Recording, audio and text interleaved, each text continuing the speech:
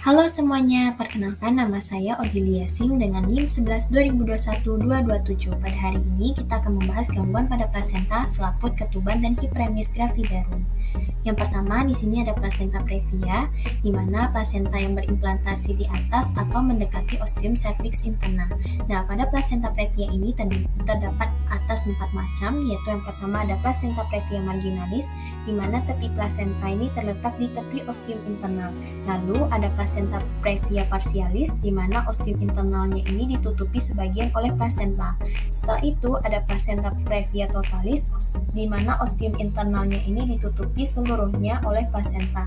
Dan yang terakhir ada plasenta previa letak rendah, di mana plasentanya ini berimplantasi di segmen bawah uterus sehingga tepi plasenta terletak dekat dengan ostium. Plasenta previanya ini didiagnosis dengan perdarahan tidak disertai nyeri, warna darah yang keluar merah segar, dan shock sesuai perdarahan. Untuk tata laksana umum pada plasenta previa ini bisa dengan perbaiki kekurangan cairan atau darah dengan infus cairan intravena, bisa dengan NaCl 0,9%, bisa juga dengan ringan.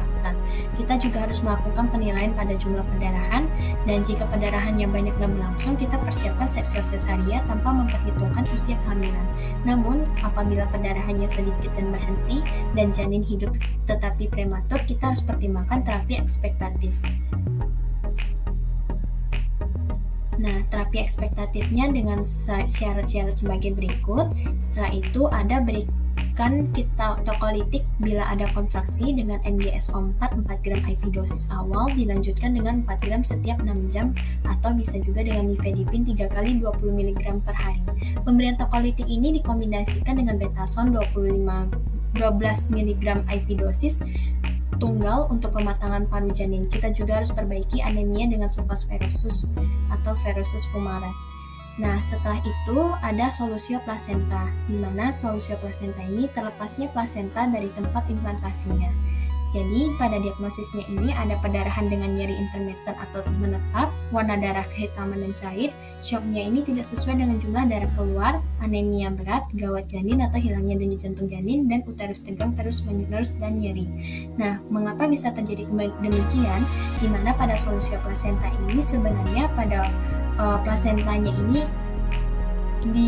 biasanya di bagian ujung-ujung plasentanya ini sudah mulai adanya terlepas pada plasentanya.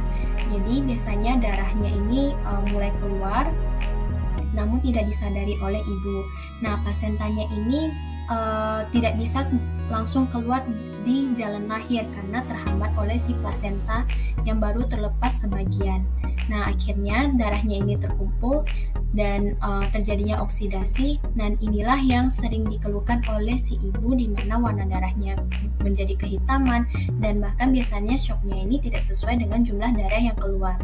Untuk tata laksana solusio plasenta ini bisa dengan umum dan khusus. Jadi beberapa ini kita bisa lakukan pembukaan serviks lengkap dengan lakukan persalinan dengan ekstrasi vakum. Jika pembukaan serviksnya belum lengkap, maka kita lakukan seksio sesaria. Kita juga harus mempersiapkan darah lengkap, yaitu ada frozen plasma, packed cell, precipitate, konsentrasi trom. Setelah itu kita juga harus mempertimbangkan perdarahannya ini ringan atau sedang, dan apakah tanda-tanda shocknya ini berdasarkan denyut jantung janin. Setelah itu ada retensio plasenta, di mana tertahannya atau belum lahirnya plasenta hingga atau melebihi waktu 30 menit setelah bayi lahir. Untuk diagnosisnya, perdarahan segera, uterus berkontraksi dan keras. Gejala lainnya bisa dengan tali putus akibat traksi berlebihan, inversio uteri akibat tarikan, dan adanya perdarahan lanjutan. Biasanya retensio plasenta ini dia memiliki dua jenis, yaitu retensio plasenta fungsional, di mana karena his yang tidak adekuat sehingga plasentanya ini tidak mampu terlepas dari dinding rahim. Setelah itu ada retensio plasenta tipe patologi anatomi, di mana adanya kelainan dalam perlekatan plasenta. Ada kelainan yaitu seperti plasenta akreta, inkreta, dan perkreta. Untuk retensio plasenta ini tata laksananya bisa dengan 20-40 unit toksitosin dalam 1000 ml larutan NaCl 0,9%, atau ringelaktat bisa dengan kecepatan 60 tetes. Setelah itu kita juga bisa memberikan infus oksitosin 20 unit dan kita juga harus memperhatikan pemberian antibiotik pada si ibu. Setelah itu ada chorioamnionitis, di mana chorioamnionitis ini didiagnosis dengan demam lebih dari 38 derajat Celcius dengan 2 atau lebih tanda berikut. Yang pertama ada leukositosis lebih dari 15.000, denyut jantung janin lebih 160 kali, setelah itu frekuensi nadi ibu lebih dari 100 kali, dan terdapat nyeri tekan fundus saat tidak berkontraksi, dan cairan amnionnya ini berbau. Jadi yang pertama di sini kalau untuk chorioamnionitis tata laksana kita harus memberikan antibiotik kombinasi, yaitu ada ampicillin 2 gram IV tiap 6 jam ditambah dengan gentamicin 5 mg setiap 24 jam. Setelah itu kita juga pertimbangkan terminasi kehamilan, kita juga harus menilai serviks untuk menentukan cara persalinan. Setelah itu kita juga akan lakukan tata laksana khusus apabila diperlukan. Setelah itu kita masuk di bagian ketuban pecah dini.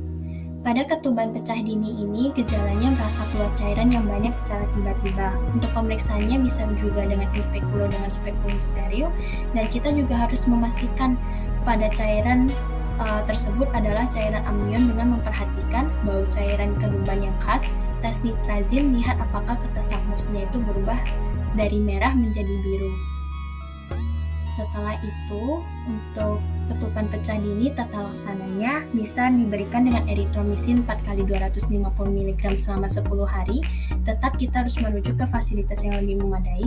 Dan untuk tata laksana khusus ada yang untuk usia kehamilan kurang dari 24 minggu, 24 sampai 33 minggu, dan usia kehamilan lebih dari 34 minggu.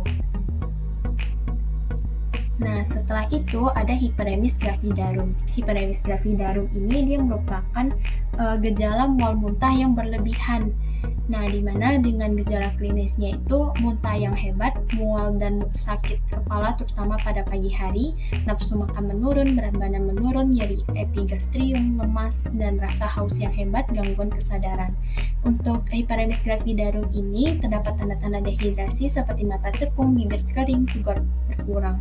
Dan untuk pemeriksaan fisiknya nanti bisa didapatkan adanya kulit pucat, sianosis, berat badan turun lebih dari 5% dari berat badan sebelum hamil, dan uterus besar sesuai dengan usia kehamilan. Nah, di sini terdapat beberapa hiperemis gravidarum berdasarkan grade atau derajatnya, yang dimana pada grade pertama itu ada muntah yang terus-menerus, berat badan menurun, nyeri epigastrium. Setelah itu untuk yang grade 2 ini gejalanya lebih berat dibandingkan yang pertama, dimana ini segala yang dimakan atau diminum dimuntahkan, ada haus hebat, sufebris, nadi cepat lebih dari 100 sampai 140 menit. Setelah itu ada kulit pucat, lidah kotor. Setelah itu masuk ke bagian grade ketiga, ini juga ada gangguan kesadaran, bisa dari delirium, bisa sampai menjadi koma, ada muntah berkurang atau berhenti, dan ada sianosis juga, dan dapat terjadi ikterus juga. Nah, setelah itu, untuk tata laksana dari hiperemis gravidarum ini, kita bisa menggunakan dimenhidrat 50-100 mg per oral atau suppositoria dengan 4-6 kali sehari. Bisa juga dengan promethazine 5-10 mg 3-4 kali sehari per oral atau suppositoria. Nah, jika belum teratasi tapi tidak terjadinya dehidrasi, kita bisa memberikan salah satu obat di bawah ini, yaitu ada chlorpheniramine, promethazine, metoclopramide, dan ondansetron. Setelah itu, kalau misalnya masih belum teratasi dan terjadi dehidrasi, kita harus memasang kanula intravena dan memberikan cairan yang sesuai dengan derajat dehidrasi ibu dan kebutuhan cairannya. Nah, setelah itu berikut daftar-daftar pustakanya. Baik, sekian dan terima kasih atas perhatiannya.